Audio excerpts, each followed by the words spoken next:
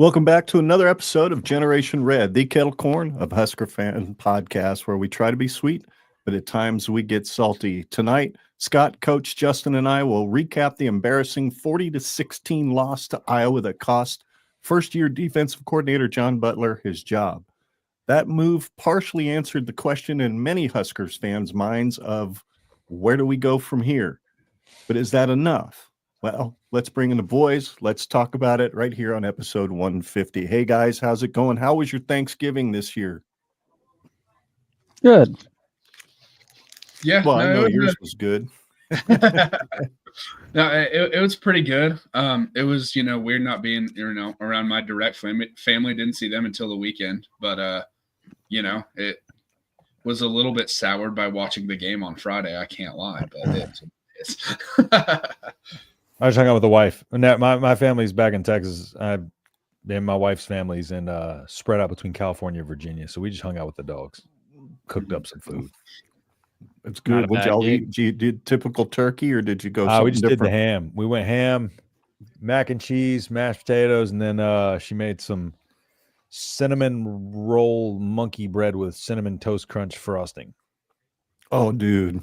So I've been living off of that. Yeah. I think I felt my blood sugar just spike. Bro. I'm like, you better love me. Good. You better still love me when I'm fat. Yeah, no kidding. No kidding.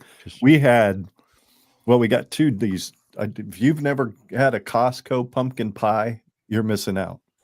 If you ever get to a pumpkin pie guy at Thanksgiving season, I'm not a huge pumpkin pie guy either, but these are really, really good.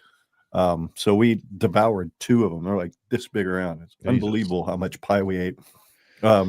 Turkey, ham, the trimmings, everything. My wife knocked it out of the park, as always. So it was an absolute blast having Scott and all the family over.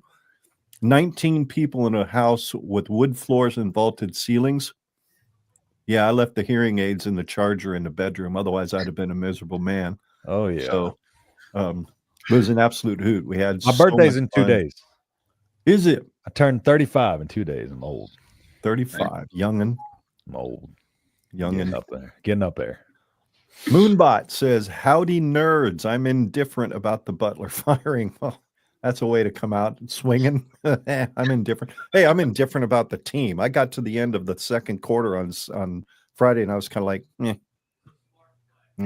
I just kind of lost interest. Oh, yeah. Never want to hear media or fan complain about player loyalty. We fire coaches after a year like hotcakes. You had to.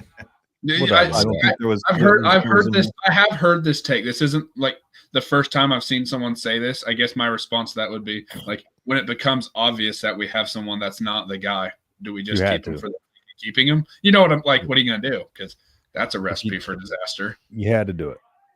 Yeah. You knew he didn't have a lot of the ingredients he needed in the cupboard, but there comes a point at which that when you're a chef and you're given what you're given to cook with, you figure it out. And over 12 games, he just never figured it out. So excellent analogy. You can't have your worst performance at the very end of the season when you're supposed to be developing and learning and growing as a coach. The other Dave says, "Howdy, Moonbot. The Butler did it." That's excellent, the other Dave. Thank you for that. Appreciate it. You can follow us on Facebook, X, and YouTube at Gen Red Pod. Podcast is at Generation Red on Apple, Google, Spotify, or your favorite app. Go to genredpod.com for our website, and you can email us at genredpod@gmail.com. We have Gen Red merch available. Scan the QR code on the top right corner of the screen to check out our store. Or you can do if you're listening to us on the podcast form later, you can go to our website and click on the link in the bar at the top of the page. Man, one of my hearing aids just went out a second ago, and I thought I lost connection. Mine too. That's a little weird feeling. We want your opinion during the show, so sound off in the live chat or drop a comment down below if you watch this show later or on demand. Guys, it was Iowa in a nutshell. Quick start followed by the predictable collapse. Why, in the name of all things holy Husker football, does this keep happening? Because we've seen it over and over and across multiple coaches. For me, I'm puzzled. Part of my puzzlement is the fact that it seems like we've tried to hire coaches over and over and over again that want to do things in a manner that really don't work here. For example, pass heavy offenses in windy conditions in October and November. I just don't see how something like that is going to be successful on the long term if you don't have a really effective run game, which we did this year. Problem was it wasn't complemented by an effective run defense, so we were kind of screwed. We couldn't control the clock like we wanted to because the other team was doing it half the time. So just quick start followed by why do these predictable collapses keep happening to Nebraska football? Anybody want to jump in, and what are your thoughts? Well, I feel like if we had the perfect solution, we probably wouldn't be sitting on a podcast. We'd probably be coaching somewhere making big money.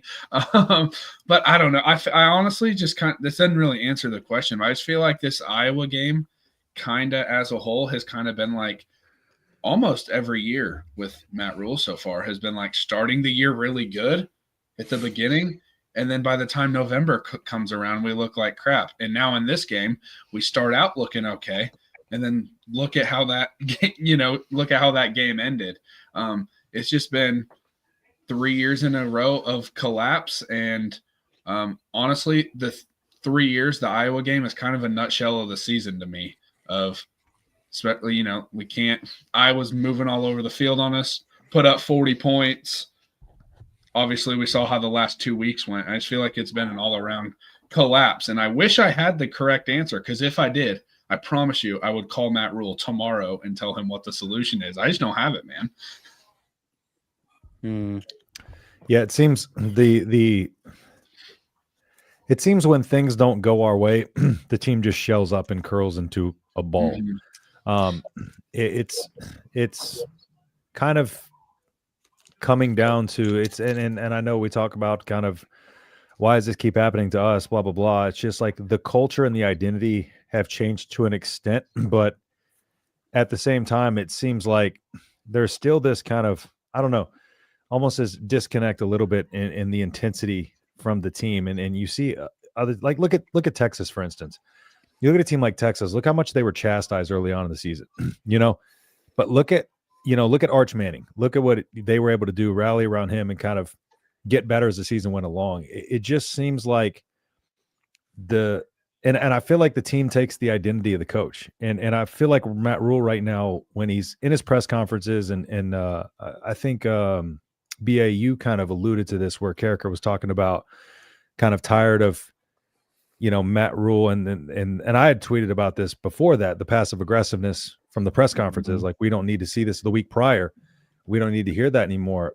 And I feel like it starts from stuff like that. Like, he's got to, they're talking about challenging these guys in practices, but we don't see, and we talk about the winter mat drills and those things kind of hardening these guys and getting them ready for these moments and tough moments and stuff like that. But like, they got to look, Matt Rhule's got to look in the mirror at his own processes and say, like, this may have worked at other places, but there's something else that I got to do here to instill this change in this culture, because whatever he felt he was undertaking at this university is obviously far deeper than he even realized. Because now I feel like we're at a point where he's getting defensive about it because his process isn't working in the way maybe he thought it was going to by year 3. And the team is going to take that same identity. They're going to, if they feel like their coach is kind of shying away from the tough questions, or he's still sticking to what he knows and like, hey, like, this is what it is, just let me figure it out. But he's not getting to the root of the problem still. And the team is just taking on that identity. And so I feel like there's just something there that he hasn't taken the time to look deeper within himself and within his structure and within his system to figure out, like, what is the problem here? He talked about early on year 1, and I thought this was a good sign, where he's talking about, the fumbling problem. And forget who he talked to, but he was like, yeah, he told me I wasn't coaching, not fumbling hard enough, And so, like, he was able to kind of take that and get an answer from somebody else and be able to look within himself and put, his own pride to the side and be like, okay, yeah, he's right. I need to coach ball security better. He needs to figure that out, because the answer is not going to be given to him every single time. And so right now he's got to look within himself, within his process, within the system, and figure this out, because there's something still there that has this team just not able to kind of flip that switch. And as soon as, again, it's this fear of failure. Scott Frost preached no fear of failure, or Eric Chinander, no fear of failure, all this other stuff. This team has had a fear of failure for a decade now.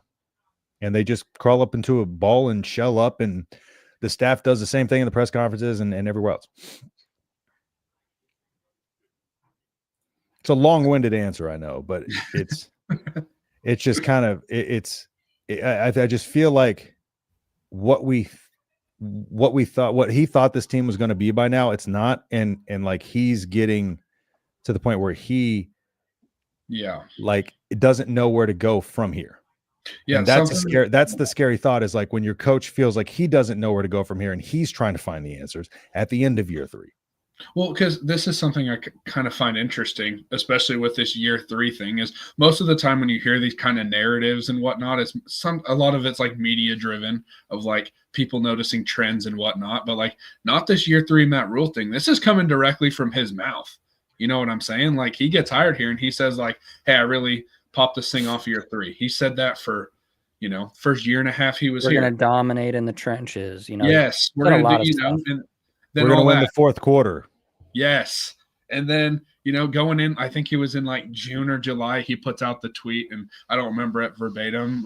It was, about all the people profiting off the negativity and despair, and your time ends now. It's like, man, you're not giving us much to not talk. We don't have anything else to talk about, man. And you haven't given us anything yet. I mean, yeah, I get it's been improvement, but overall, I think you guys get the sentiment I'm trying to say here, right? I'm just like, it's always been turned around by year 3, and when it's not, now he has to figure out why.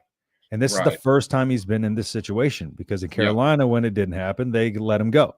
Now he has to figure that out, and this is where we find out if he's what he says he's cracked up to be. Good coaches, great coaches will figure that out, figure a way to get through this. And it starts by right now, which he's starting to do, is making some tough decisions with the staff. Mm-hmm. Ken, you're muted. Did you all catch Adam Carricker's gut reaction show? I did. No, I just watched the clip of I watched a couple clips on X. That's about it. He made a point on there where he just kind of said, I don't want to hear anything, something to the effect of, and I'm paraphrasing, I don't want to hear anything from Coach Rhule about negativity and about people profiting off of negativity. And he said it, and Carricker said he said it several times throughout the season. And he said, you know what, Coach? The bottom line is there hasn't been a whole lot of positivity for us to grab onto. Give us something positive instead of constantly having this negative stuff that keeps coming back around and around and around. What else are we supposed to talk about? And I was like, I appreciated that very much. I also appreciated something that Gary Sharp said, and I thought I'd bring it up here. He was on the Average Joe Sports Show, I believe it was Saturday morning. And he said, it seems like Matt Rhule has embraced the idea of Nebraska nice, except on Saturdays. And he said, Kurt Cignetti has embraced, we're coming in, we're going to kick your ass, and there's nothing you can do about it. And it has permeated his entire program. Call it hubris, call it, full of himself. He's this, that. He's supremely confident. The difference between him and between Indiana and Nebraska is the mentality that they go into every single day, every single rep, they're not thinking they're going in to kick somebody's ass. They're thinking, well, our coach keeps saying every week, well, I'm expecting every game to be 17-13. Why are you expecting that? You're a head coach. You just hired a whole staff of people to what? Score 17 points every game? Is that your true expectation? I'm sorry, but the messaging doesn't work. And if the kids are hearing that constantly, because coaches speak through the press to players, and they're getting the message, oh, shit, coach only expects us to score 17 this week. What does that do for your team's confidence? Cignetti gets up there and he goes, hey, I win. Google me. Yeah, that was a total ass wipe thing to say and a complete jerk move, but it was the truth. What's wrong with the truth? What's wrong with getting up there and going, guys, if you want to start kicking people's butts, you need to start acting like you want to kick people's butts, like Emmett Johnson did for the entire offseason, where he went out and he caught 200 passes a day so he could get better and he could be that outlet for Dylan. Did we hear anybody else on the team that was doing extra work? Work in the weight room. Dr. Rob Zadiska talked about the fact he got into shouting matches with his strength coaches because he was doing extra strength training in the off season starting in the early 90s. And he's like, yeah, but we're winning. It's working, So there comes a point at which these kids have to take it on themselves too. And I fear that some of the messaging we're getting from the head man is short-circuiting some of the wiring in their head as to what they need to do to be that player that takes themselves and the program to the next level. I don't know. What do you think of that, guys? No, I feel like there's some, I feel like there's something to that. You brought up Signetti, and I will say, I don't know.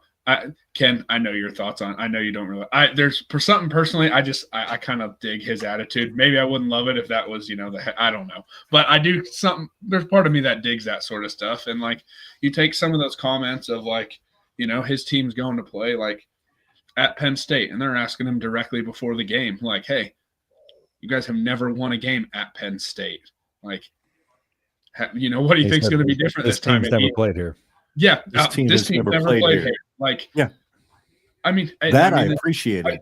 Yes, and I mean this. That was a true statement that I truly appreciated. Yeah, right, 100%. And I mean this respectfully, but you ask Matt Rhule that question before the game. What do you think? I don't think it goes that way. You know what I'm saying? And well, they're a tough team. We're going to come in here and we're going to fight. We're going to battle, like your typical coach speak. Right, 100%. And it's just one of those things of I think you've been spot on. That's something that as a coach myself, I've also just kind of had a little bit of a problem with of just the whole, we're going to go win this game 13-10 or 17-13, or it's going to be a close fought battle to the end. Sure, you have to somewhat prepare for, you think every game's going to be a dogfight, but I don't know if the message publicly should be that. You know what I mean? That's something there's been games that I know the situation, and you know what I go tell my team? We're going to go kick these guys' ass today. You know what I mean? And that's the message you need to be providing to your team is, hey, all this stuff we're going to do, time to go impose our will on somebody, not just kind of sit around and avoid the punches and try and land one at the end. No, let's go out swinging from the get-go. Yeah. And I think, some people, I realize I'm saying what I was saying about Matt Rhule and saying some of the things that he says publicly. There was never, with Tom Osborne, for example, there was never indication ever in the public eye or at a time when he stood at the podium that he said anything even remotely close to, we're going to go out there, we're going to beat them down. He was very low key. But you know who said it? The assistant coaches. They said it all the time. And teams were intimidated when they came to Memorial Stadium. They were intimidated when we showed up at their stadium because half their fans would leave and our fans would come in because they knew an ass kicking was coming. Thing is, back then too, that identity was there. That was already the idea. Exactly. To change an identity, you have to bring that brashness. You have to just come in and say, no, this is what it is now. Yep. Yeah, because there was a transition between Tom Osborne and Bob Devaney. Bob Devaney was like a freaking mobster, and yeah. So the culture was already rugged. It was already gritty. It had some tenacity to it. And then Tom comes in with his soft-spoken, don't disappoint me, son, kind of mentality. And the fact that he was able to surround himself with all the appropriate pieces that could complement and contrast and create this really interesting dynamic of yin and yang, it worked, and it worked for decades. But we're now at this point where we have Matt Rhule year 3. We didn't have the Matt Rhule year 3 magic. And so now our question is why? Why did we get outscored by, 40 something points in the last 4 games? It was 76 points scored against us versus 26 points that we scored, something ridiculous like that. Yeah. And I can't point anywhere other than the coaches, obviously, But I think the part that I've just kind of come to terms with is that, and I'll gladly be wrong about this, but Matt Rhule is probably not going to win us a national championship. It's just not going to happen. If he was, he would come in here and there would be immediate changes, and he would bring the right guys, and he would preach the right sermon, and our guys would be all firing in the same direction by year 3, bar none. There would be no other outcome from a national championship contending coach other than that. You can point to me some coach that took their team to a national championship in a blue blood program where by year 3 they were not contending for at least a conference championship. Yeah. And we're in year 3 now, and we're barely bowl eligible. And it's going to be a really, really interesting bowl game if we're going to the one that I think we're going to. But at this point, this is obviously the Iowa, review, but truly with John Butler getting fired and us looking at the program as a whole, that's what we've been talking about this whole time. Like, Matt Rhule is either got to get really lucky with the coaches he hires, and that he surrounds himself with really, really good coaches that can instill the culture for him, or he's just not the guy for us. Those are the only 2 options, because at this point, you've had 3 years to figure it out, and he hasn't. And I would expect more out of him if he was gonna take us to the next level. I think he takes us to another level, perhaps, but I don't know what that level looks like. Is he just going to be a perpetual 8-4 coach? That's my suspicion. Best case scenario with Matt Rhule, given the context we have in the last 3 years, we're going to be a constant 8-4 team that all 4 of those losses are against ranked teams that we are probably never going to beat. It's Bo Pelini. Yeah, well, Bo Pelini at least won. What was it? He averaged 9 at least a year. Yeah, but he still couldn't be the ranked team. He couldn't beat the same, too many ranked teams. Thing. Yeah. We would beat a ranked team on average. No, he couldn't win the big games. That was the whole gripe against him. He just didn't win the big games. He couldn't win them consistently. Yeah, he couldn't win the big games. Yeah, the biggest games. We can't even win a kind of big game. Yeah, if the game's on like you've already put us at 8-4. We ain't even been 8-4 yet. That's what I'm saying. That's like the ceiling. We're perpetually 8-4, and we ain't even got there yet. That's the ceiling. That's what I'm pointing out. That's the ceiling with Matt Rhule. And I'll gladly be wrong. But at this point, dude, you've had more than enough support. You've had more than enough ability. And I understand Curt Cignetti, he is 1 in a million. We can't compare ourselves to that level of a turnaround. But I mean, what excuse does he really have? Oh, his guys are young. Oh, he got the wrong coaches. But that all still falls on his shoulders. And I will still die on this hill. Matt Rhule is not a coach's coach. He's a guy who goes out there and says some nice things. He fluffs you up. He's a real good, salesman. He can sell you on the product, but does he know the product in and out? Is he the expert on the product? No. He's never once shown me evidence that he is a football guru who knows everything that there is to know about football. Yes, I'd say the strong side that he has is he understands that the culture of football has changed. And so there's a perceptual kind of a structure you have to have. You have to be on social media. You have to have a chasing 3 high production quality thing that brings recruits and be like, oh, look, you'll be in 4K for the world to see. He understands the media aspect. But when it comes to the coaching aspect, I still have yet to see any evidence that this guy knows anything of what he's doing. I think he just got lucky. I think he got really lucky. I think we're going a little far here. I think this is getting a little carried away. Prove me wrong. We're going off. You had me for a bit. Rails, that one. Then you lost me. You just kept going and going and going. I was on board with you. What's the evidence? What's the evidence? What's the evidence that he's not just lucky? There's a lot of evidence that he can coach. I mean, look at his track record. Just because he hasn't done it here doesn't mean He just doesn't mean he doesn't know football and all the things you just said. He's won beat back the truck games against ranked teams. One was against Navy. Okay, but that doesn't mean he can't coach. I'm with you there. You went a little too far.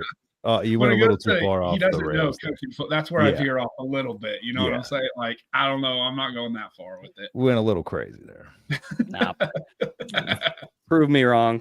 He has. He knows how to coach football. Sorry. I don't know. I don't see it. No, you haven't seen him turn around Nebraska. You haven't seen him turn around Nebraska and do it here, but he can coach football. You're a little too far. I think you need to calm down. I feel like you're going a little too far. You need to relax. Moonbot's with me. That doesn't matter. I told myself. I don't know what this attitude you got tonight is, but no. And it's kind of annoying. We can roll the tape back 3 years ago when Matt Rhule got hired. I said at the end of year 3, but you're going a little far, and then you're like, nope, prove it. It's annoying. Nah. I mean, okay, that's fine. I'm just saying, I don't see it. I don't see a pattern that I can latch onto that says this guy is gonna do it. You know, I said that in Rhule we trust, you know, that whole thing. But it's now the end of year 3. We got our asses kicked by Iowa, which is unacceptable. Last time that happened was with Mike Riley. I just don't see it. I don't see a pattern that I can latch onto that says this guy is an elite level competent coach. You just said he can't coach football. Now you're saying elite level competent coach. He can't pick one. The context of what I was talking about was elite level coaching. Is he going to take us to the next level? He can't coach at that level. No, you just said he can't. You literally said he cannot coach. Like, he hasn't proven that he can coach. What was I talking about, though? You literally said, we just sat here and heard what you said. Yes, words are important. You say what you say, mean what you say. He can't coach at the level that I was expecting him to. You just said he can't. You haven't proven that he can coach. Yeah, he can't coach at the level that I expect him to. Okay, whatever.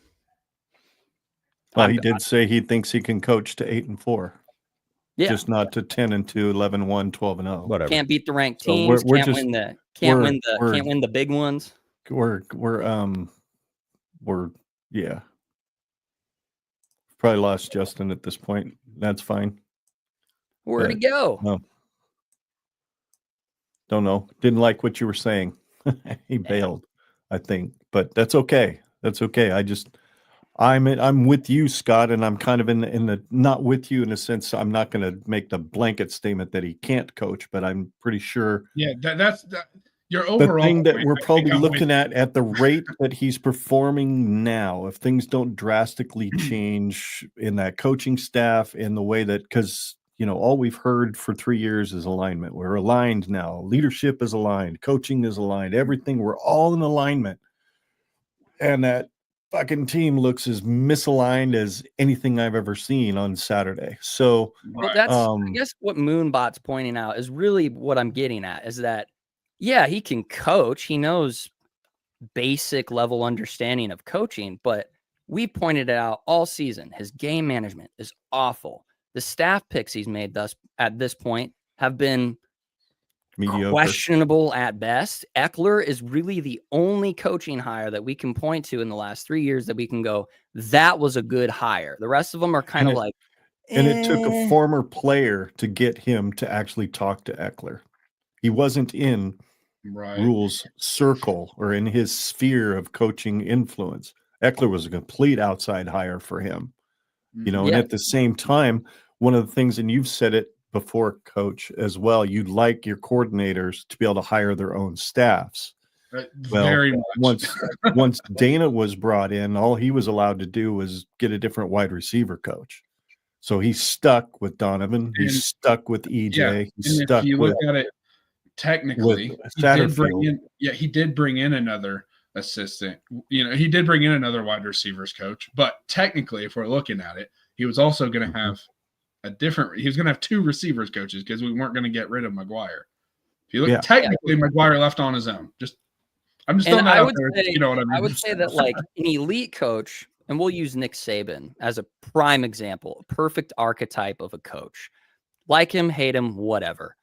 Mm-hmm. he hardly ever had to fire his coaches. Right. He knew exactly who he wanted to bring in with whatever system, his pre Tua Tagovailoa era, when he had his pocket passing quarterbacks, his prototype NFL passing quarterbacks. He hired coaches that were going to establish a system kind of like that. And then those coaches, one by one, would get hired off elsewhere. And most of his assistant coaches at this point have been head coaches in other programs. Some of them are defensive or offensive coordinators, whatever. But the majority of them, I were to be hard pressed to say that I'd say more than 70% of all of his coaches that have held, substantial position coach roles have been head coaches. Elite, absolute elite coaching ability. He knows what he wants. He knows what the college football landscape demands of him, season in, season out. And he was able to sustain that for like 15 years straight with little to no hiccup. The second he'd run into a hiccup, he would change his archetype. He would move the program in a different direction. And so if our expectation as our podcast is our eventual return to greatness, what does that demand? It demands a great coach. And I will gladly, one of these days, I'll remember this because it's episode 150. Seems like a pretty, we've done a lot of episodes, and 150 is like a pretty sweet number. I'll follow back on this if, let's say, in 3-4 years we compete for a Big Ten championship and Lord willing we win or something like that. And I'll gladly be wrong. But at this point, the competency with his game management skills, the lack of coaches that we can say outside of Eckler that it's like, man, thank gosh we have this coach, because he's really this cornerstone of our program and our identity. We don't have any of that. We have nothing. We have a special teams coach, and like that's it. We have EJ as a talented player, and we've had a few, little flash in the pans here, especially our defensive line guys last year, Nash and Ty. Incredible. Were those Matt Rhule's guys though? No, they weren't.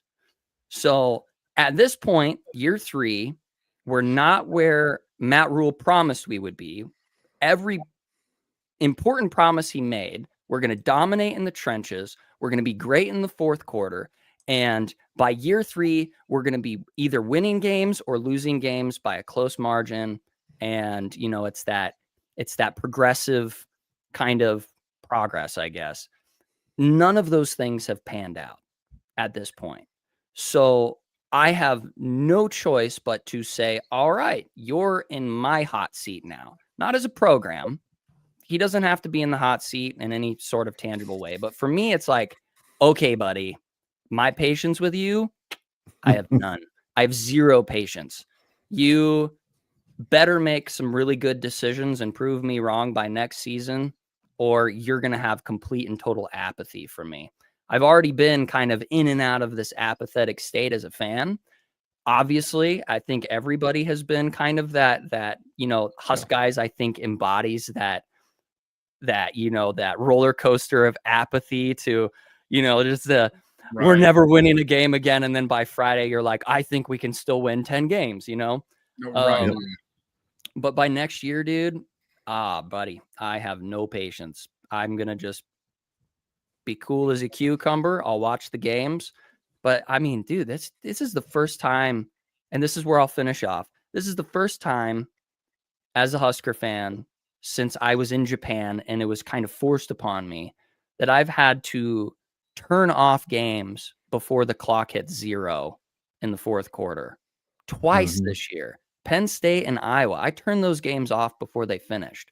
And that made me feel disgusting. But I was like, what's the point? So, yeah, Matt Rhule better make some good hires. Butler getting fired right away. Good choice. That one was pretty obvious. But I guess who do you guys think is next on the chopping block? I don't know. I feel weird throwing people's names out there like that. I'm not gonna. I don't want to name anybody either, because I just don't. That's up to Rhule. I know who. I mean, we've talked about him numerous times. I think the O-line has vastly underachieved when it comes especially to pass pro.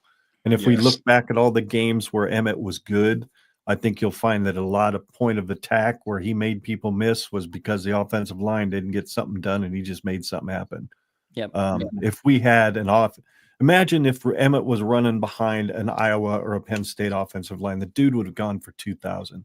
Easy. He would. You know He what those would be guys in would New have York. done? They would have freaking ran him too, instead of making him park his ass on a bench for 3 years because Marcus Satterfield didn't like his dreads or whatever the hell his problem was with EJ, which sounded really, really trivial if you ask me.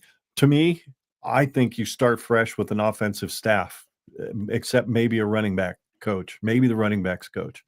But like you said, Coach, if he's going to make the drastic move of sending a DC down the road, I think that DC should be allowed to have an absolute say in who he brings in to be a part of his staff to implement a system.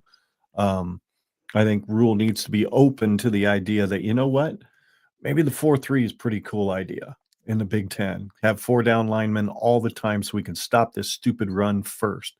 He preached it from the podium, from his opening press conference. We're going to stop the run. We're going to run the football. We're going to own the trenches. The trenches have been a problem all 3 years he's been here, except for Ty and Nash. Those are the 2 exceptions. And even then, those guys didn't win a lot of games in those first 2 years either. So when are we going to see the trenches? When are we going to see the commitment to getting the trenches fixed? And I think you have to, I don't know. For me, it's like watching this offense this year. I mean, hell, the defense was rated 23rd in the country at the end of the season. Overall total defense. Unfortunately, the run defense was 95 and the pass defense was number 2. Crazy how those numbers balance out. Is that remotely possible that we could have that good a pass defense and that horrible of a run defense? I mean, yes, I know the ingredients weren't there. I know the big run stuffers, they weren't there. But surely if you're making the kind of money Butler was making and he's been around the game as long as Butler has been around, you could figure out how to take the ingredients and make it work. You know, you can take chicken crap and turn it at least into chicken soup at some point if you're good at what you do, but it never got, in fact, it regressed as we got through the season. So it's just, it is so frustrating. And I'm sad that Justin left, but I get where he's coming from too, because he really wants to believe. I know he does a lot more deeper dives into how things are done and whatnot than we do. So I can understand that frustration, but I'm kind of in the middle between him and you, Scott. I'm not going to be the guy that says, yeah, 8-4 is his ceiling, but the current evidence tells me that 8-4 would be pretty cool. I get that. It would be pretty damn cool if we get to 8-4 next year. But the evidence also tells me that by year 5, that boy better be figuring out how to get close to winning 10. Otherwise, what's the point of dropping $12 million a year on him? Why? Why are we paying elite coach money to a coach that's not going to get us to 9 wins a year like we used to get for the 2 guys we fired? That 9 wins wasn't good enough. You know, I don't believe in curses. I've never believed in curses. I've joked about it all the time.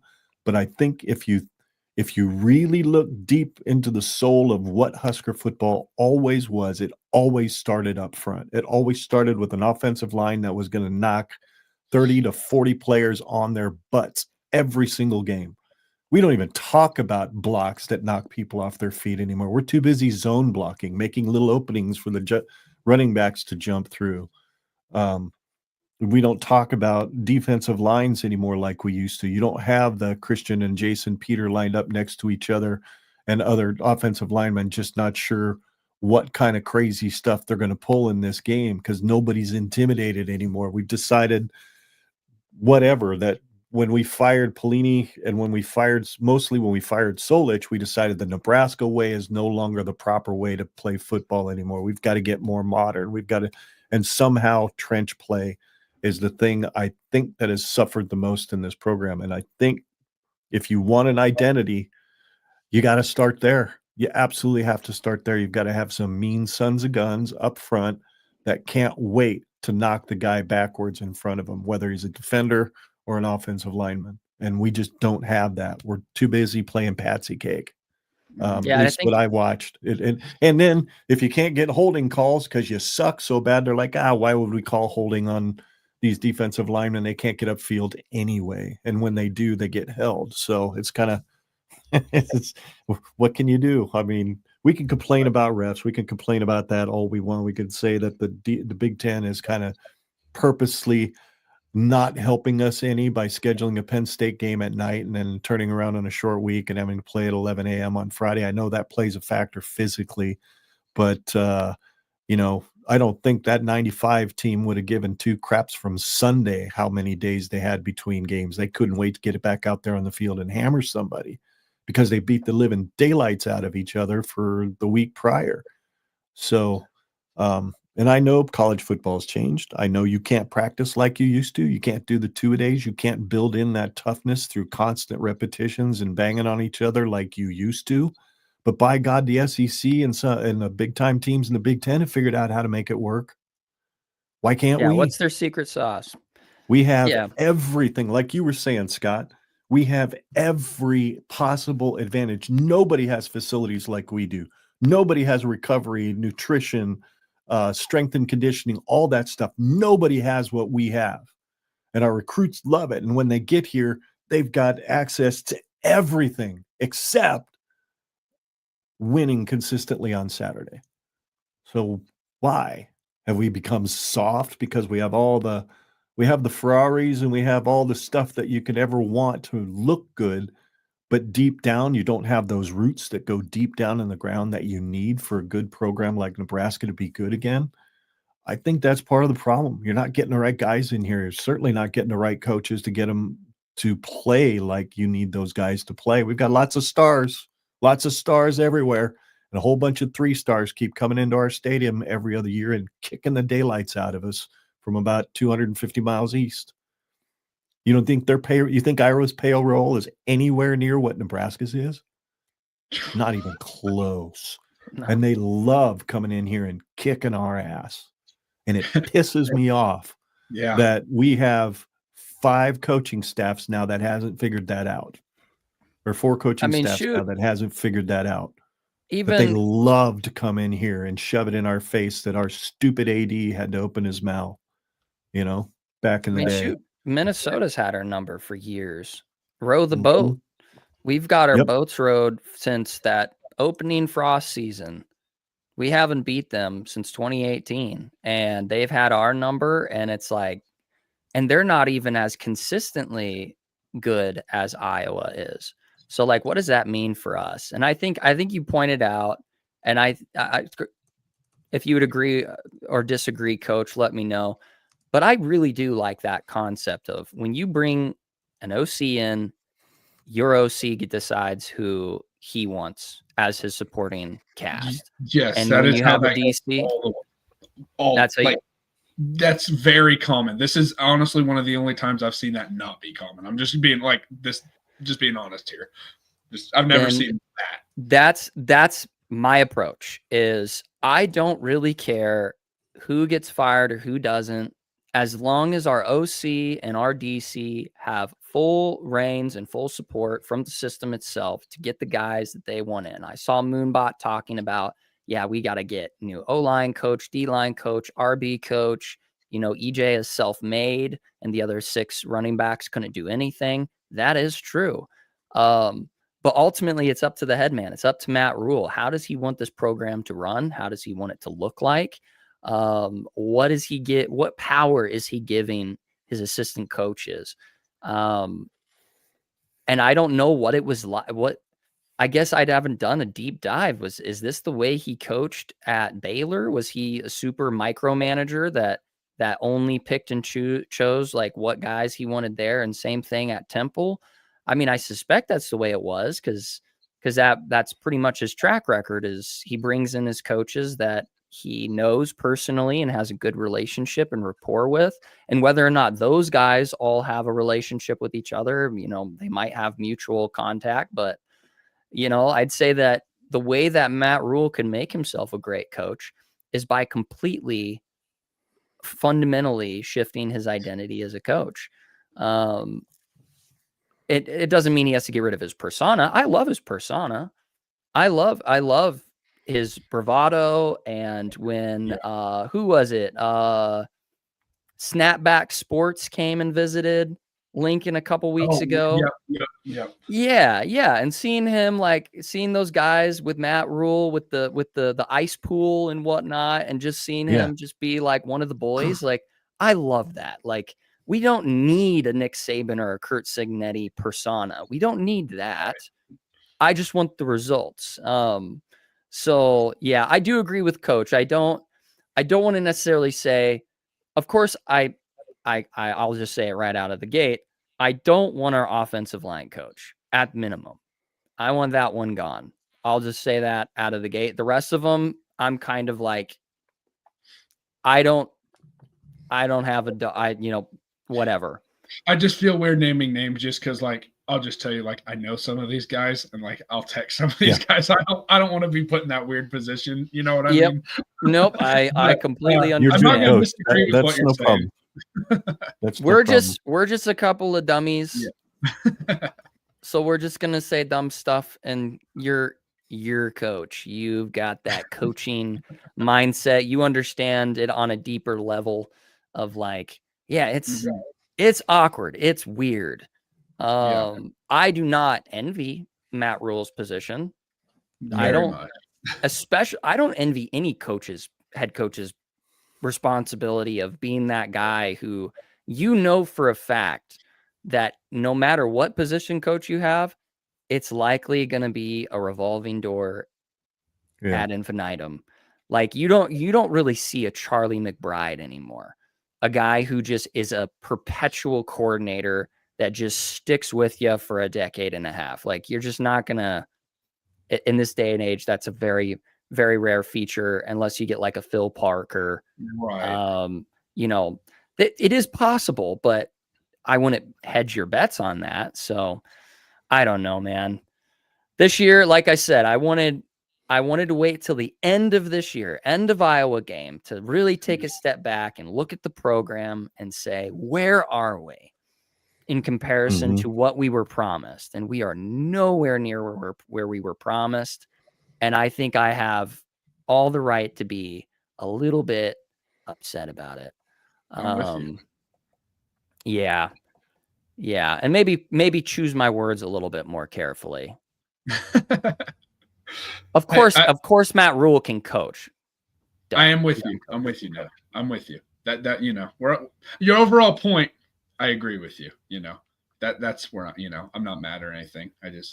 I just got caught up in a little bit. I disagree with just, he doesn't know how to coach. I'm like, I don't know about all that, but I got you. Yeah, I should have clarified. It's all good. Let me ask you a question as a coach, and I'll ask you this, Scott, too, because I've heard this mentioned several other podcasts, not just the fan-based ones, but also some of the media ones. I think the plan when Rhule got here, they wanted to do kind of a pro style, but they also didn't mind having a quarterback that could get himself out of trouble with his legs, which is why they went after Jeff Sims, those kinds of things. And then year two comes along and they're surprised by the fact that Dylan Raiola says, I want to come home. Right. And they had to tweak in their mind, we're going to have to go more with the statue quarterback now. This isn't the blueprint that we had. Do you think maybe Dylan Raiola, as good as he could be, and the fact that our offensive line hasn't really developed like it needs to, talk about a rock and a hard place. Yes, you want your 5-star quarterback to come to Nebraska. Who wouldn't? Made us relevant in the recruiting circles again. You can't argue that, right? So it made us relevant there. But at the same time, you've got an underperforming offensive line if they're underperforming, you can't point any fingers except at the guy that's been coaching them that's just not getting it done to get them to perform up to the level that they need to perform to protect your most valuable asset, which is not just a quarterback, but your 5-star quarterback who's got the same damn last name as the offensive line coach. So I can't imagine what's going through Rhule's mind and stuff in regards to that. What do I do? This isn't working. We've got to make a change here, but I don't want it to affect there. But if it affects there, maybe we're better off because then we can go the direction I initially wanted to go in the first place, which is to stay more. Yes, he wants kind of a pro style, but he also wants a quarterback that can get out of trouble. For me, as a guy who's watched a lot of football over the years and has even watched Nick Saban change in the latter part of, we need to get a running quarterback in here. He resisted that forever. He was all about the I formation, knock people on their tails all night long and just win in the fourth quarter, and it worked. And then started getting beat once in a while by some spread teams with some running quarterbacks, and he said, all right, Lane, come on in, show me how this works. So I think that's where Rhule wanted to go initially, but then how can you not get the legacy kid? No, I agree, and I think you so go get I just wonder if it's hamstrung what Dana wanted to do, because I think Dana would love to open her up and let this dude run up the middle a little bit here and there and spread it out and fling it all around the field with the shorter passes, which is what you need to do. And this freaking fade patterns down the sidelines all game long got old for me to watch. It just didn't seem very inventive, but I don't know. I just thought I'd throw that out there, that maybe part of what has kind of held back this team from getting to that year 3 jump is the fact that they're trying to make it work with a quarterback and an offensive line that just don't complement each other. Well, that's, I think, my biggest thing is I'm on the side of, hey, Dylan Rhule wants to come to Nebraska. You obviously take the kid. But I think where I'm at is just like, I don't understand why. Okay, we know, and I'll give you the pass last year because it was a late change, whatever. Okay, I'll give you the pass. But now we're closing in on like 2 years basically since Dylan Rhule flipped his commitment from Georgia to Nebraska. Mm-hmm. And what his skill set is.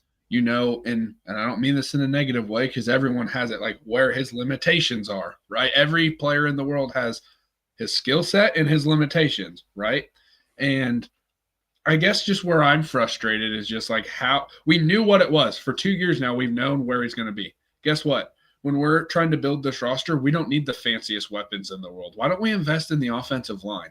Because, and obviously I love having these guys. Don't get me wrong. I love having these skill players in. Don't take this the wrong way. Even though, we kind of maybe expected more, I really enjoyed having Dane Key on this roster, right? But the point I'm making with this is like, what do great quarterbacks do? Truly great quarterbacks.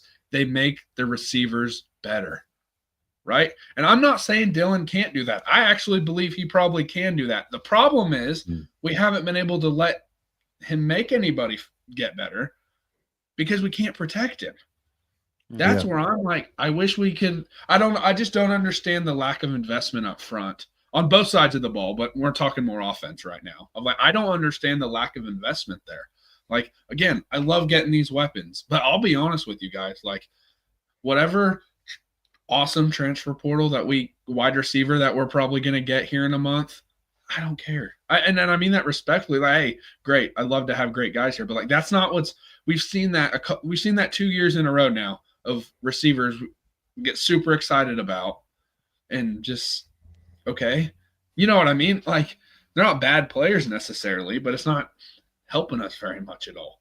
They go get us 450 yards or whatever, and it's kind of what they do. Score 4 or 5 touchdowns, but it's not helping us win games at the next level. And that's been my biggest thing is I'm on the board of obvious, and I don't mean obviously is like my opinion. I feel like, okay, obviously you go get the quarterback. I just don't know why we didn't build the offense around him in terms of like, why don't we protect him at all? Like, why did we not make that investment? It's just, I can't wrap my mind around. I don't understand the roster, makeup that we've decided to go. And again, I don't want to because it feels like, but I'll give you the pass last year. Whatever. I will just, all right, take it. You didn't get them till December. You still had quite a bit of time to change that, but I'll give you the pass. But coming into this year, you don't have that excuse. You had the full off season to make it work. And that's just where I'm at is like, I feel like, I feel like Dylan could make, I think he could make average wide receivers look good and good wide receivers look really good. But I don't think he's going to – he hasn't been given that chance here because we can't protect him. At least that's just my take. And maybe I'm putting too much faith. I don't think Dylan's not a good quarterback. I think he's a very talented quarterback. I just don't think we've built a roster around him. Again, you get him the great wide receivers. Awesome. You have Emmett Johnson, who we all know how amazing he is. Why does it take us till like week 6 or 7 to realize, we should probably hand the ball off to this guy more? You know what I mean? Like, how do you support good young quarterbacks? You have a good, reliable run game. That means you have to have really good offensive linemen and a great running back. We had a great running back, but we didn't use him for like half the season. Yeah, it took a while for us to get him going. So that's just kind of what that banner there at the bottom of the screen is in big picture, what needs to be fixed first. I'm exactly with you, Coach. I think it's got to start up front, not just offensive line, but you've got to spend some cash on some big, as Schmitty calls them on Average Joe's, big Coke machines in the middle, or vending machines in the middle, dudes that can eat up double teams so that your linebackers can not have to worry so much about the proper fit. They can just go make a play, so but that's for me. Scott, if there was something that you think needs to be fixed right at the jump, outside of course John Butler getting fired, but what's the next thing that needs to be fixed aside from personnel on the coaching staff? Make you think a little. Yeah, I think Matt Rhule needs to figure out exactly what identity does he want this team to be for the next 3 to 4 years, and do everything he possibly can to make that happen. That we did make a deal with the devil by bringing in the Raiolas. That I don't know exactly what the thought process was, but evidence leads me to believe that he kept and retained Raiola as an offensive line coach by the off chance that it might bring Dylan in, because there was always an interest there. And he couldn't fully commit to an archetypal structure that he wanted this team to be, what identity he wanted the team to look like. And that is evident with Jeff Sims. You go from Jeff Sims to Dylan Raiola, those are 2 completely different identities. Couldn't be more different. And you as a coach kind of have to, you either bring the 5-star in and drastically change your archetypal structure, or really double down on what it is that you want this team to be and are willing to let go of that pipe dream of Raiola coming in. Obviously, hindsight's 2020. I agree with you guys. You would have to be really, really stupid to not take a 5-star quarterback. But you also have to be really, really smart to know how to suddenly shift gears and be able to make it work. And I agree with you. I think by year 2, you could have at least made a nice jump to support such a role. So all of that, water under the bridge. It's year 3. It's the end of year 3. You now have the ability to get a clean slate. If Raiola sticks around, awesome. But is he going to fit the system that Matt Rhule wants? If Matt Rhule decides, he's the CEO, if he in his little office decides, this is the identity of my team that I want by 2029, this is the identity I want. And if Raiola doesn't fit into that identity, you go and you talk to him personally and say, hey, I think it's best if you explore other options because you're not going to fit with this structure that we want to run here. Yep. He's going to figure that out by January 2nd too. But if I'm being honest, I don't think that would make any sense anyway, because all Raiola needs is a good pass protecting offensive line, which is just a given. Just get that. It doesn't matter if you've got a statue of a quarterback or you've got Jeff Sims back in the game. Like, having a great pass pro just makes every quarterback's jobs easier. You make them look so much better when you give them that extra second in the pocket. So that's my overview. Is Matt Rhule needs to figure out what he wants this team to look like, bigger picture in 3 to 4 years, and he needs to just lean into that 100%, have no exceptions, There will be no exceptions. I don't care if you're a 5-star. If you do not fit the system I want here, I don't want you here. I'm not going to bend and break my program for one ego. We are one team. We are all aiming in the same direction. If you don't want to put up, shut up. That's what he needs to do. I agree. Good points. Good points, both of you.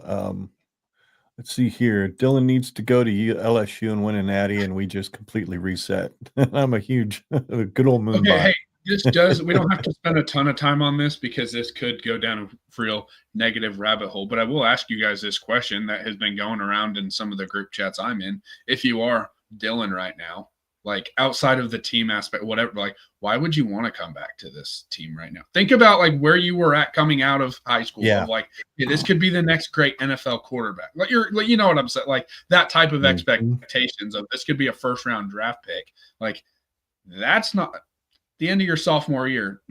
I know he got hurt by the end of the year, but there'd been nothing that we'd really seen. So again, good quarterback. Don't get me wrong. Good quarterback. But have we seen first round draft pick?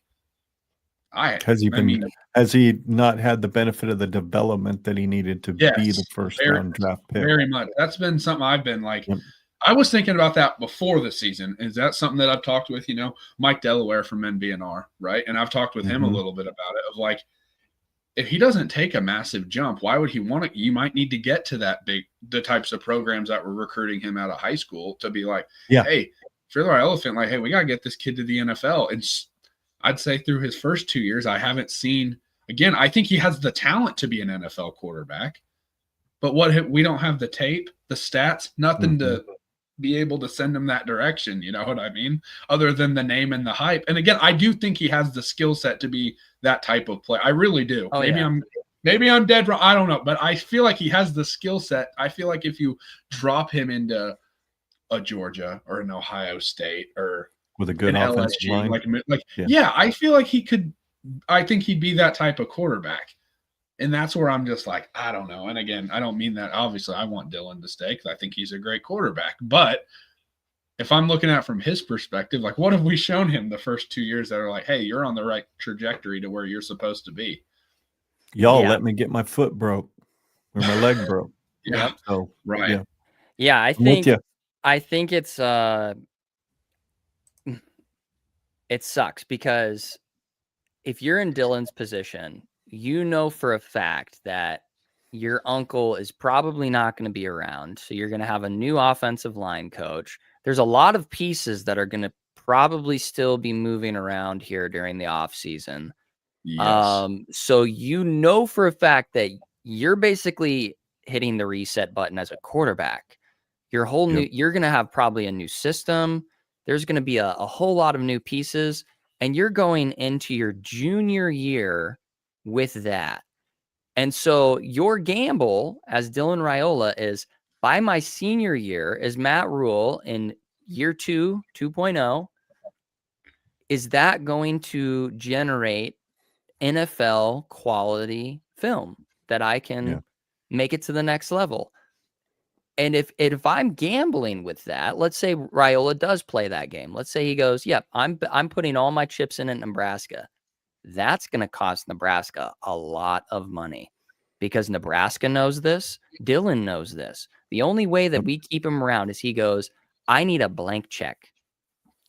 You're going to need to fork over millions of dollars because this is my NFL career on the line here for you. If I don't get developed the way that I think you guys should develop me and I don't go to the NFL, or I have to fight on a practice squad because I don't get drafted, there's all these different possibilities. That's money lost to him. You might as well, you're getting the bag either way. You're either getting the bag to stay at Nebraska because that's really what's on the table here, or you take the bag and you go to LSU, or you take the bag and you go to here or there or wherever. So you're getting paid regardless. But ultimately, he's a competitor. He's elite level competitor. He wants to go to the NFL. So yeah, money's fun while he's in college, but ultimately, if his goal is to go to the NFL, he's leaving Nebraska. There's no doubt in my mind at this point. And unless I don't know, I wouldn't believe anything that the coaching staff is telling me about the next 2 years. I mean, he's been here for 2 years, and like we said, there's not really been a tangible jump in his offensive line to protect him. So why would that change in 2 years? It's a huge gamble. You might as well just take the other gamble and go somewhere else.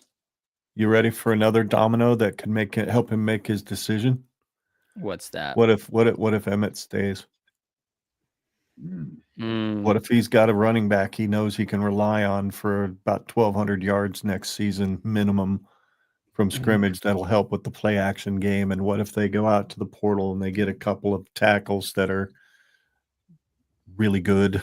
It's hard. See, that's just it. The portal's a gamble too, isn't it? I mean, you're going to get generally the guy that didn't get the playing time he thought he should have got, and maybe he's a head case like Micah Mazuka or whatever the heck his name was last year. So, that's a gamble too. But if you've got 1,000-yard, 1,200, 1,400-yard running back on the roster coming back next year, does that influence his decision to stay, or does it force him out the door quicker because he's like, I don't want to share yardage with him? You know what I mean? I don't think Dylan's that selfish, but at the same time, I wouldn't think twice about calling Lane. Yeah. Lane can develop a freaking quarterback, right? Moonbot, here, I'll pull it up. Moonbot does bring up a good point here, though, is we're not going to have time to necessarily get those guys before the decision needs to be made. That's also at least we can say we're going to go do that, but Scott, kind of like you said, do the words mean a ton yet? Portal opens on January 2nd, and you have no idea what that offensive line is going to look like if he wants to dive into the portal. So, yeah. And I think that is a good point by Moonbot. I think that's something I hadn't really thought about yet as you were talking it through. But it's like, actually, it's kind of a good point there, Yeah, there's a lot weighing on that decision, and I don't think EJ has maybe a little bit of weight. It does help as a quarterback. It is nice to know that there is a guy that can consistently give you a break. But that leads to my other thing. I guess I'd ask you guys, do you think Emmett Johnson should stay or go? Business decision wise, get out. But if he's to his heart and he wants to have a shot at some national awards next year, come back. But, like we've all heard, the running back's lifespan in the NFL is average, 3 to 5 years, Coach? If they're really good, they'll get 6 or 7 out of them. So if he wants to get his cash, I know he'd get some. I'm pretty sure they'd give him a good little bonus to stay here, but he's not going to get Dylan money. He's not going to get – heck, I'm not sure he'd get Latif money if Latif decides to stick around. And that's the thing. We could do that, but obviously, I want Nebraska to pay whatever it would take, but also but we need the line. From a roster management perspective, it would kind of be a really weird decision to spend that much. Even the best running back in the country, there's only so much money you can throw in. You know what I'm saying? Yep. So anyway, I decided as a podcast as a whole, it was obvious on Saturday or Friday that Emmett Johnson gets our Game Ball Award for the podcast. There's just nobody else argument other than the entire podcast for sitting through most of the game, because I'm one who shut it off too. I came downstairs. I didn't even turn the TV on. I did listen to the Husker radio broadcast on my phone. I watched every dang snap, but I didn't listen. You're a better man than me.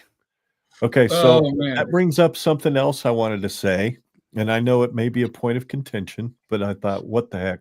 Why? I see this. I know where you're going with this, and I very much disagree. But go ahead. Hot take: the Iowa-Nebraska game itself is not a rivalry because Iowa owns us. There's no rivalry if you're not giving back. There is no rivalry if you consistently get your ass beat year after year after year after year after year. It becomes a rivalry if Nebraska happens to win 5 or 6 in a row in the next few years. But for right now, at 10 and 11 over the past 11 years, they've won 10 out of 11. The game itself is not a rivalry, but it is a rivalry certainly between the fan bases and the institutions. Just the game itself does not hit rivalry status for me, because it can't be a rivalry if one's not winning. By definition, for me.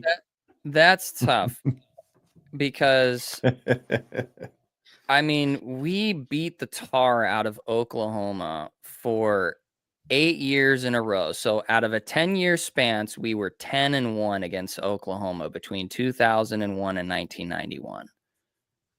Mm-hmm. So did that automatically disqualify it as a rivalry? I know that there's a lot of history and it's completely apples to oranges, but I'd say that rivalries are based on either a profound level of mutual respect, which was the Oklahoma rivalry. There was a love-hate relationship. We loved our Oklahoma brothers because there was a sibling like you love a sibling. You hate them because you want to compete with them, but you love them because they're like a brother to you. Where our rivalry with Colorado was one of just pure and total hatred. Just they wanted to mimic us. And even though mimicry is like the purest form of flattery, we just saw them as the ugly step brother that just wasn't a part of the family. I'll say it. Colorado is a bunch of scumbags. Yeah, I hate Colorado. I hate Colorado more than I hate Iowa. Bingo. Me too. By a long shot.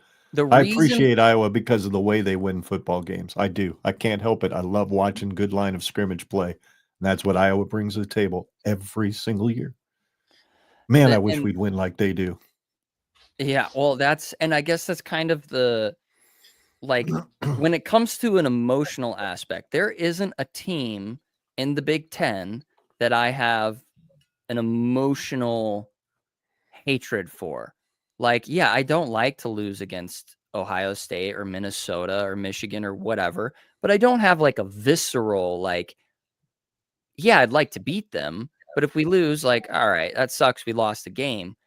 But when it comes to Iowa, and this is just anecdotal, this is just me. So for me, yes, Iowa's a rivalry because the amount of weight that it pulls in the season for me is huge. Mm-hmm. That, I mean, at least for as long as I've been a Husker fan, it's been a Black Friday game. So it's how our season is always capped off. Yeah. And it really just has this natural feeling of, well, that's the end of our season. Do we finish our season with a win or do we finish it with a loss? Mm-hmm. And I mean, for the better part of the last 10 years, it's been nothing but losses.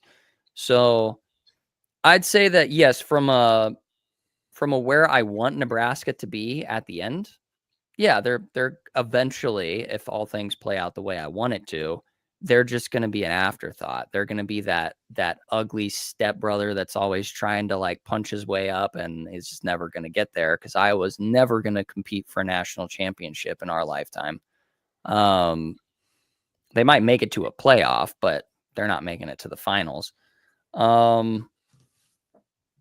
Yeah, I just hate them. I hate them so much. And because of that hatred, like, I don't like losing to Minnesota. Like I said, I don't like losing to these bigger programs because they're the, the blue blood, prestigious, teams. I don't like losing to those guys either, but I don't like hate them. Like, I respect Ohio State. I respect a lot of those guys as much as I hate, some personas of coaches. I don't like hate them, but man, I just really want to punch Kurt Ferentz in the face. He's got a really punchable face. He's got a really, really punchable face. Yeah, I hear you. I hear you. And your point about Oklahoma is valid to a point. I mean, the rivalry itself was kind of put on a back burner once we joined the Big 12, and they made it to where we only played them, 2 years out of 4. So it wasn't really, quote unquote, a rivalry because it wasn't a regular game every single year once we joined the Big 12. But it certainly meant something once we got to a Big 12 championship game and we actually played Oklahoma in it in 2006 and 2010. That was important for certain. And I certainly hated losing to them. But I don't think I hate.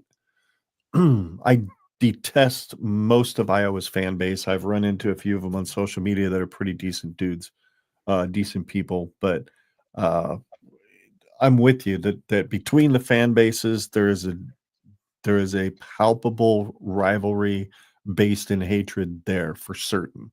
But I can't look at the results of the games themselves and go, yeah, we're definitely Iowa's rival. No, we're not. We're the redheaded stepchild that they love beating down. But if you look at it from their perspective, though, like their coaches and players, even though they're winning this game, God, yeah, they very much see it like a rivalry. Like, go check out Phil Parker's Twitter feed. The only thing he posts all year is after they beat Nebraska. That's all. That's the only post they'll have all year. They view it as a rivalry, and they're the ones winning. I don't know. I just feel like maybe if they had the perspective of we're not their rival, you know what I mean? But they very much view us that way. I don't have that perspective myself. I'm just saying the game between the lines every single season does not play out like a rivalry game. It plays out like we're the Kansas to their Nebraska. Like we were back in the Big 8. They just kick our ass up front every year. Yeah, I get that. But like the last few years up until this one, it hasn't been a blowout though. Like it hasn't. Crushing as they were, we did lose on last second field goals Matt Rhule's first 2 years. Do you remember? Well, no, you wouldn't. I barely remember this because I was a young kid and I just kind of discovered alcohol in my mid to late teens. But the Sooner Magic years of like 83, 84, 85, 86, those years in there where it always seemed like at the end of every Oklahoma-Nebraska game, they'd come up with something crazy and they'd win the game in the last minute. We called it Sooner Magic. So, yeah, a lot of those games that had been absolutely competitive, especially from the time Frost was hired until this past Friday. Every single game, Nebraska was in that game until the end of the fourth quarter. And then they come up with some damn Hawkeye magic. They just figure out how to beat us.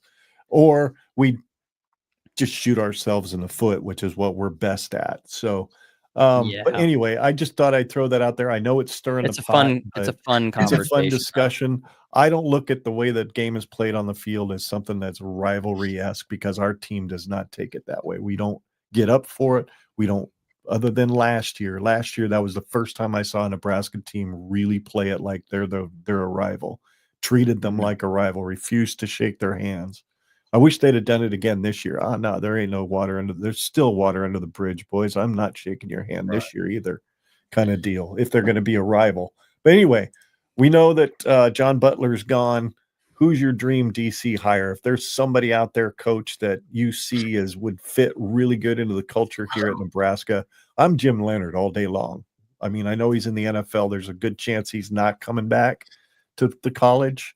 Yeah. But I'd love to see Jim Knowles or Jim Leonard. Yeah, I was going to say Jim Knowles would be like, if I'm looking at, someone who I really want as my dream hire, that's also realistic. Because if I was going absolutely absurd insanity, no rules, we could just poach whoever we want. You guys are going to hate this, but I pick Phil Parker. I'm just being honest, but I'm taking that because I understand that's not going to.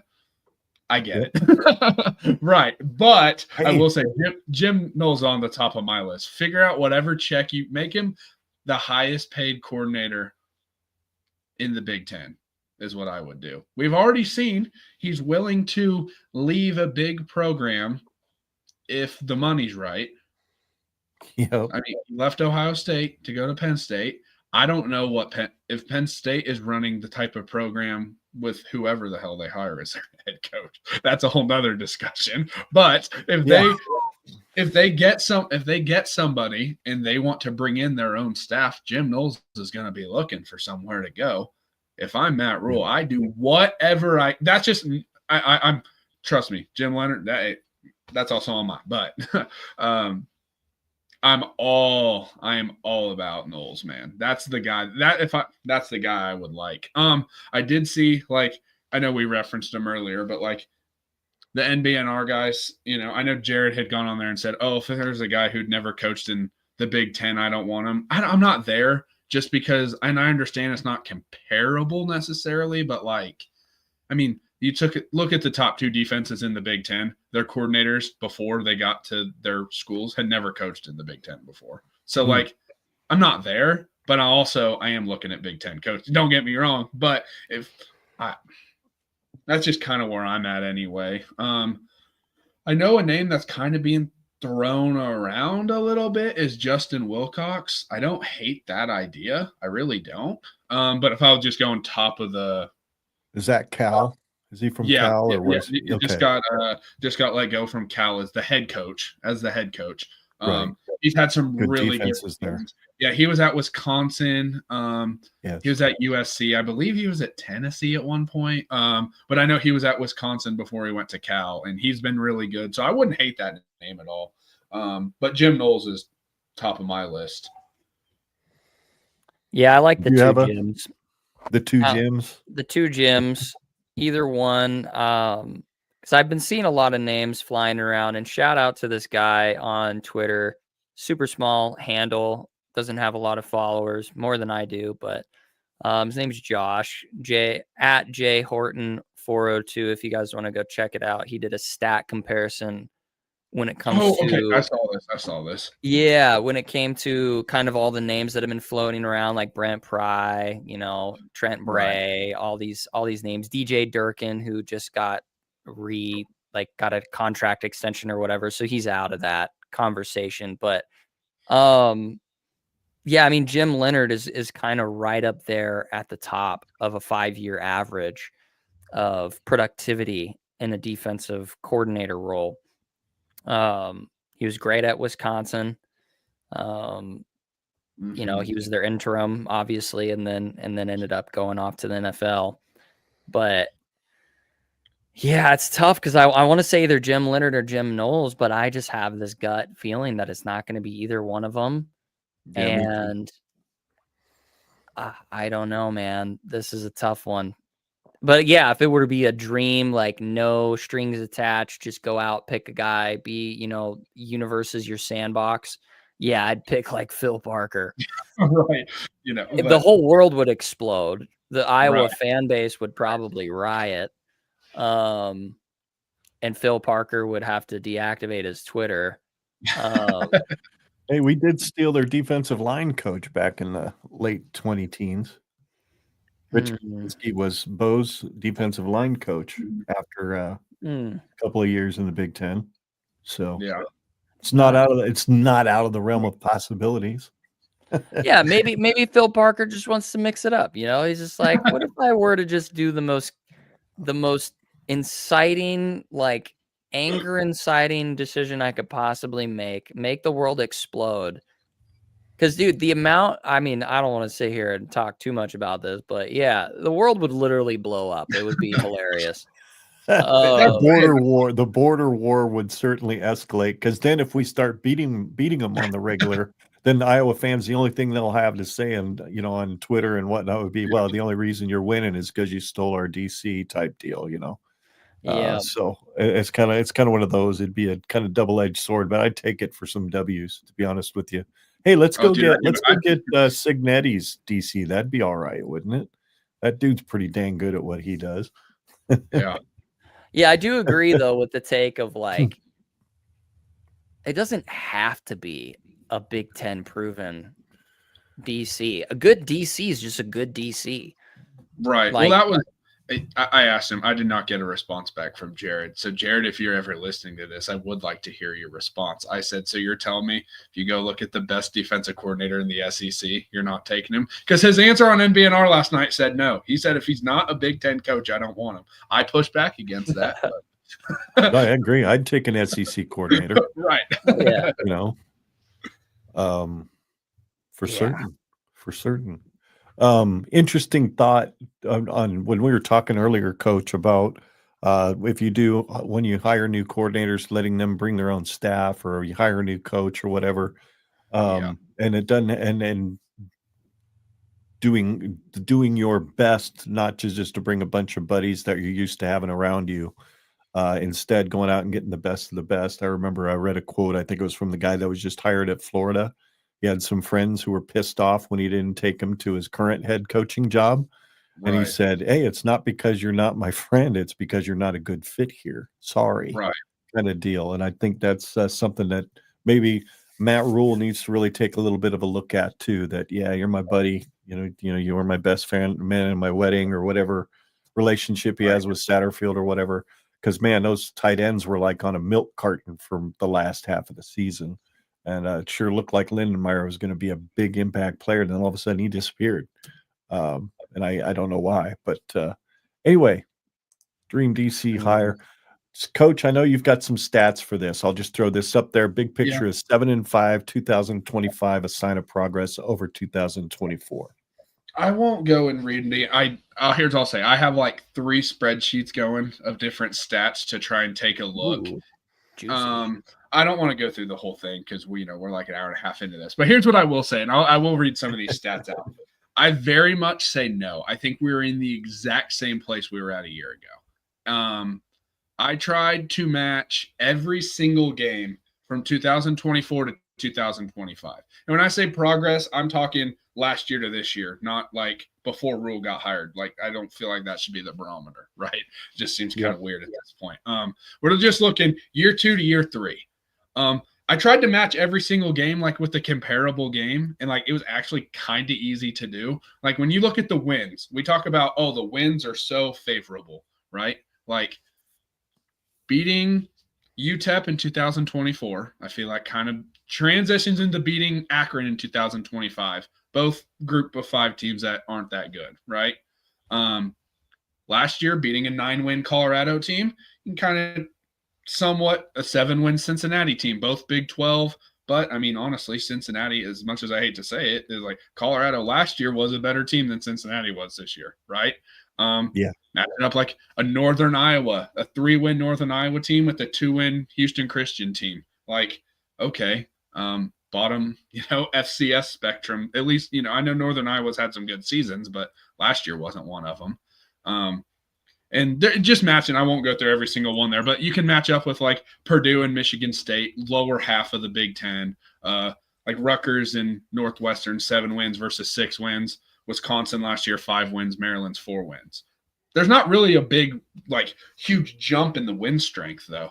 You know what I'm saying? Like, they're all kind of the fact that I was pretty easy. The only stretch that I have there is 1-win Purdue to 4-win Michigan State. I understand that's a stretch. That was just the last I had. But the fact that I was able to find a comparable opponent in all the wins is kind of crazy to think about, right?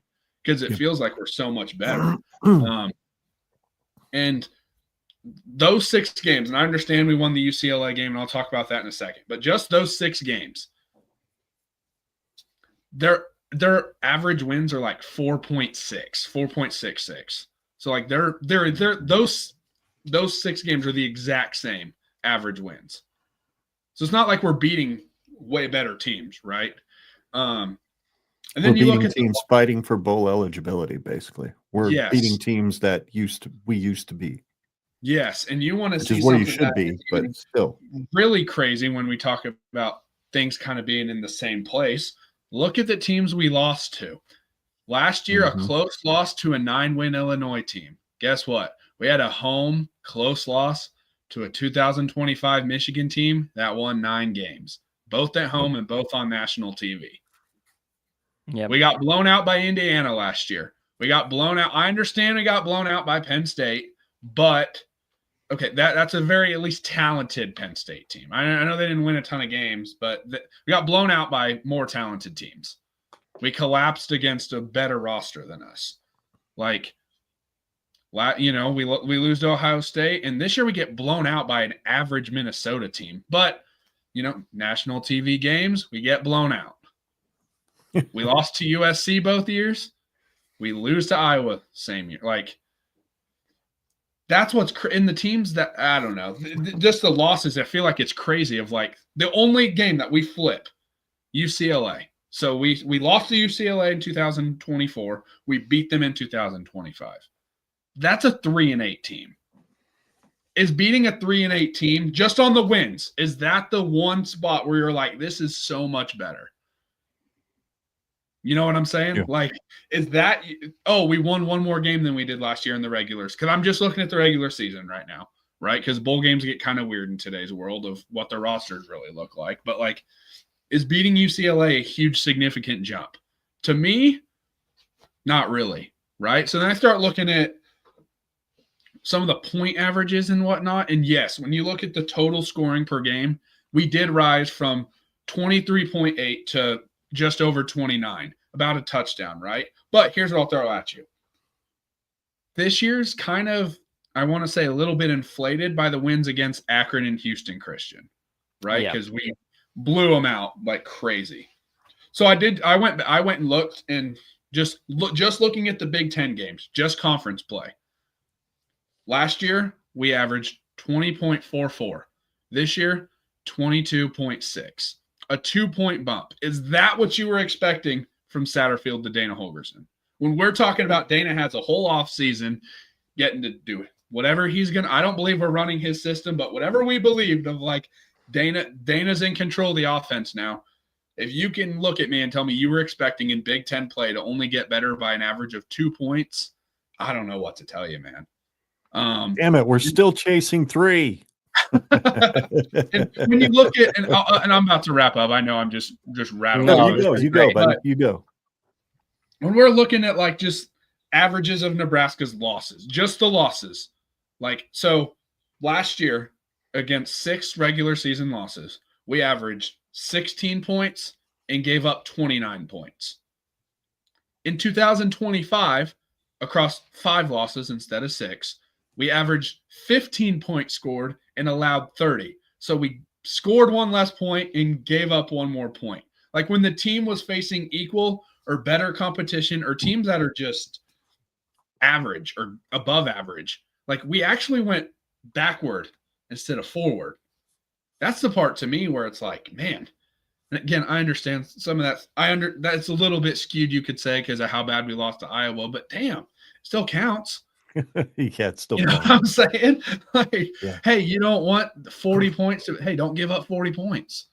You know, it's just those sort of things. When I look at those types of numbers, and I don't know, I was starting to see some pushback on X and whatnot about like, oh, it wasn't that easy of a schedule. Like, dog, this is the easiest schedule you're ever going to get in the Big Ten.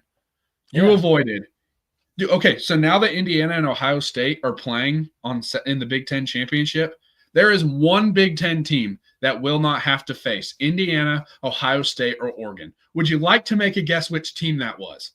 It was Nebraska. We're the only team in the Big Ten that didn't have to face one. Yep. One of those 3. Yeah, at least one of those 3.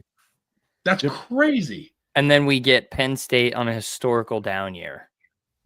What was the marquee win this year? Cincinnati, I guess. Cincinnati. A 7-win Big 12 team.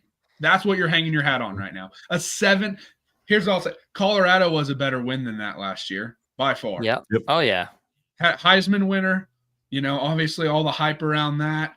They won 9 games. As much as I want to shit all over Colorado, trust me, I will do that any chance. They were a 9-win team last year. I get it's in the Big 12, but that's been the best win we've had when you look at it. And it was the win you're looking at this is a 7-win Big 12 team. That is what you're looking at. That's the big win I'm telling you, when we faced a team competent, we lost. And in 3 of the games, we lost big. Yep. Right. It sucks because it's like we won 1 more game, but I couldn't help but shake the feeling that we are one special teams unit away from being an objectively worse team this year. That you exclude special teams out of that equation. Did you by chance do how many points were scored average as a direct result of our special teams?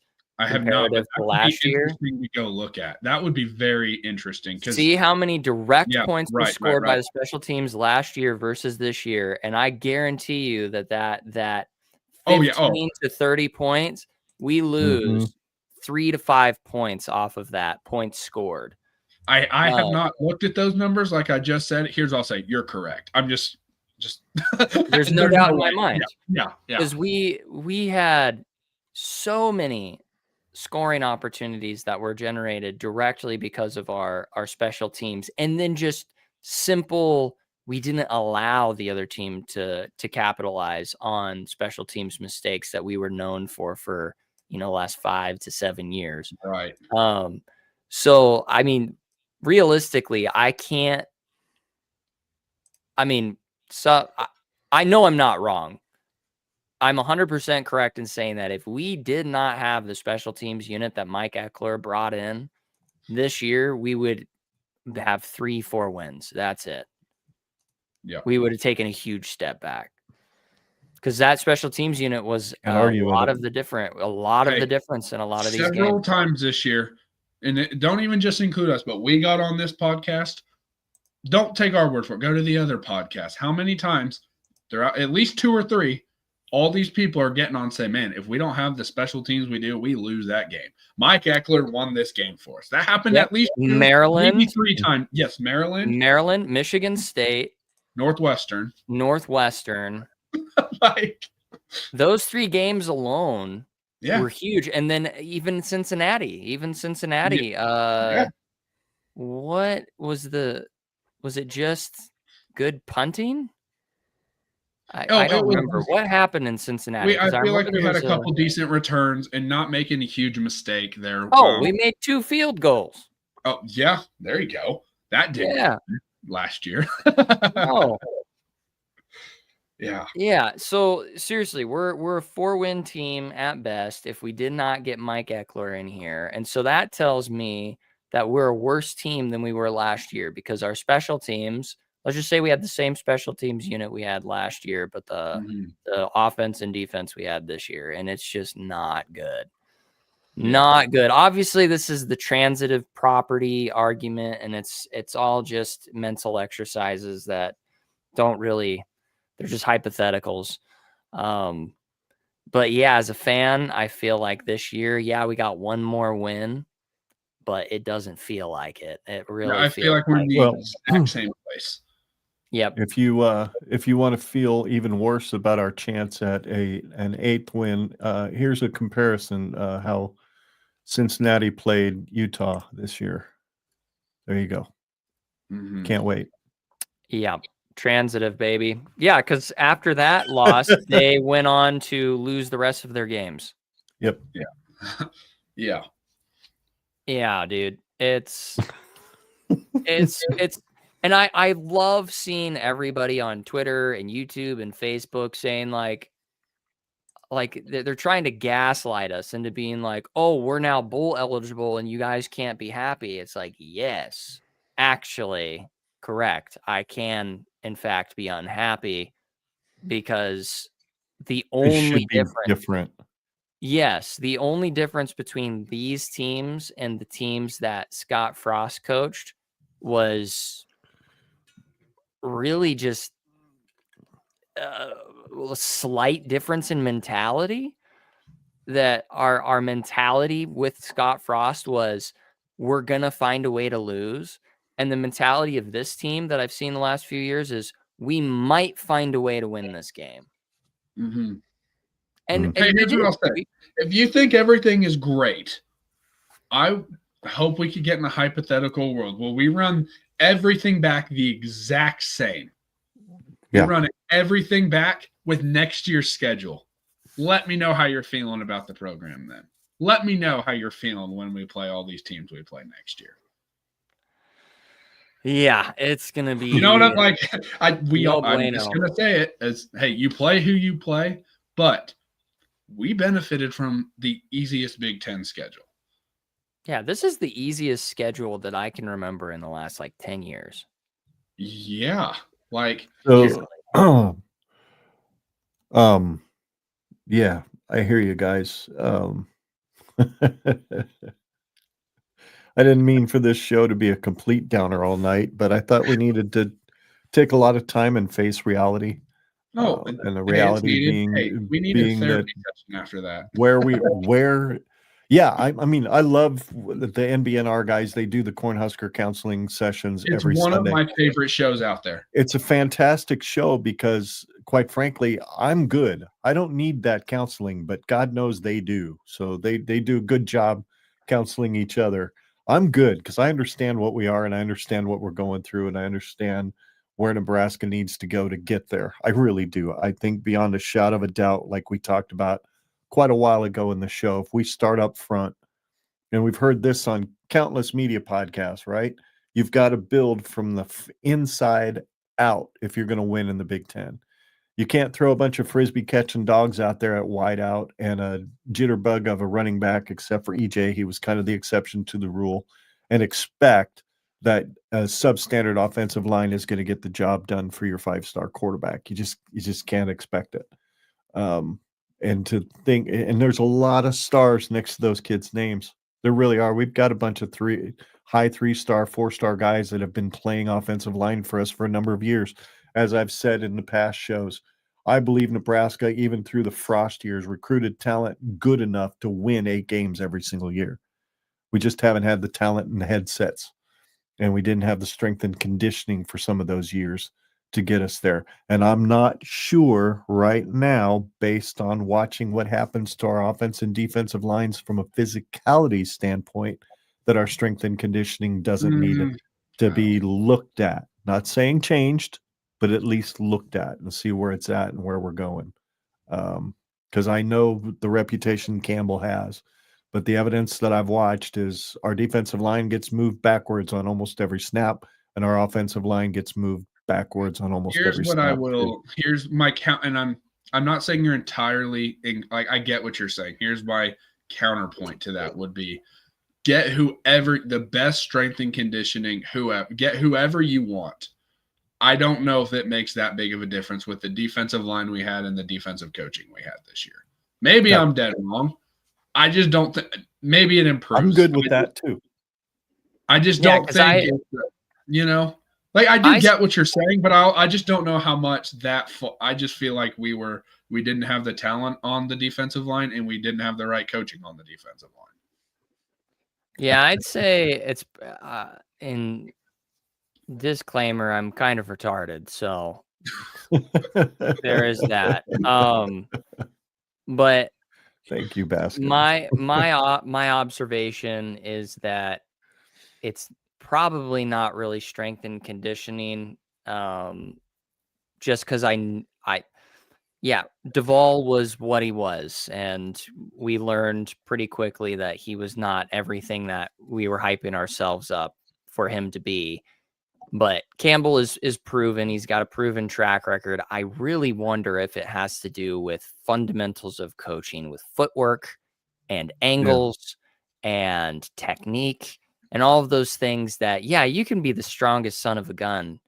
And, you can be a top 20 program in the country of strength and conditioning. But out of those top 20 programs, if you're the worst in hand and footwork, you're going to lose all of those battles and then some to teams that are not as strong as you. It's kind of like wrestling, professional wrestling or UFC. You can be in the same weight division as anybody and have the same level of capability, but whether or not you have those very twitchy skills, those really, really good skills, that's what wins you those battles. So I'm the jury's out on that. Like I don't want to go after Corey quite yet. Because I feel like injuries haven't been as bad this year as it's been in years prior. I know that there was that viral tweet of like, oh, here's the comparison of the injuries of Nebraska Iowa and Nebraska. Iowa. Yeah. And it's like, but that's their traveling roster. So all of their injured guys are not there. And I was curious. I wanted to follow up. But get the right coordinators in there, and then we can. Yeah, that's kind of I'm with you there. Because I like Corey. I mean, look at the dude. Is he not built like a freaking? Here's what I will say, and take this for whatever it's worth. I don't know. I will say I had a Big 12 coach tell me he's not in the Big 12 anymore. He's now in the NFL. He told me to my face, Corey Campbell is the dude. Now, maybe I'm putting way too much stock into that, and obviously the Nebraska guys I talk to swear by him as well, but I get why they're going to swear by him. But when I had an never coached with the guy, like rave about him to my face at a coaching clinic, he's talking like, this is the guy. Like, you're going to love him. He's everything you need at Nebraska. Maybe I'm putting a lot of stock into that one conversation, plus what I know, but man, I don't know. I have a lot of faith in him still. Now, we get better coaching, we get better dudes up front, and we're still getting manhandled around. I'm willing to have the conversation. I just feel like with what we had this year, I don't know if that blame goes his way yet. Maybe I'm wrong, but that's kind of at least how I wasn't throwing blame out there. No, I get it. I get what you're saying. What I've seen as a team that gets worn down in the fourth quarter a lot. So, and I will say I can't argue against it. Like they're also young. But, you know, I'm also forgetting the fact that they're extremely young. They've only this is the youngest team in the Big Ten, too. So they're just year or two into the strength and weight training program. So next year could be a completely different story on the lines of scrimmage. So, you know, obviously none of us know all of the answers. None of us, like I said at the beginning of the show, we'd not be on this podcast if we knew all the answers, right? Right, yeah. We'd all be working and helping make it better. Yeah. I'd be coaching. But, that's right. We'd all be coaching. So, all right, boys, I think that pretty much wraps it up. How folks find you, Mr. Coach? If you go to Twitter, go to Coach Audi, AUDE is my last name, or you can find me at the BA Coaches Show on most of the social media platforms. Yep, and you guys can follow me on X at Scott Genred Pod. That's Scott with 2 T's. Second T is silent. And you can find all the things regarding the show on Facebook, X, and YouTube at Genred Pod. The podcast is found at Generation Red on Apple, Google, Spotify, or your favorite app. You can go to our website, check everything out, including past shows, past video and audio shows at genredpod.com. The email is genredpod@gmail.com. Sound off. Let us know your opinions as well. Send us emails. We'd love to hear from you. Generation Red merch is always available. Scan that QR code right up there in the right-hand corner of the screen with your phone. That'll take you directly to our merch site. That's courtesy of the Hurrdat Sports Network. They put that up for us. Or if you're listening to the podcast, do us a favor, just go to genredpod.com, click on the link at the top of the page in the gray bar. With that being said, fellas, on behalf of Justin, who was here for a short time, and Scott and Coach, my name is Ken. We are all Generation Red, and we are here to chronicle Nebraska's hopeful return to college football. Goodness, greatness, championship level, God knows where it's going, but we're going to be here following it one podcast at a time because there is no place like Nebraska. And Iowa's corn, dude, it is so bad. It's so bad. They had to build a hospital next to their stadium because it's that bad. Yeah. Yeah. Sorry, I had to take the low blow. That was as low as it gets right there. Wow. Yeah. Okay. I'm so sorry. Hey, I'm not in Rhule to be determined in how we feel. There we go. That's where we're at right now, folks. Yeah. All right. We will get together again next week. Obviously, not cover the Husker game, but we'll talk about the championship game between Ohio State and Indiana, and maybe the other championship games as well. We'll talk about the signing class with Justin, and among other things that are going on in college football, like we should game we're going to have a bowl game. And the college football playoff bracket will be out, all that fun stuff. So I'll have plenty to talk about. So until next week, y'all, go Big Red. We will see you soon. Go Big.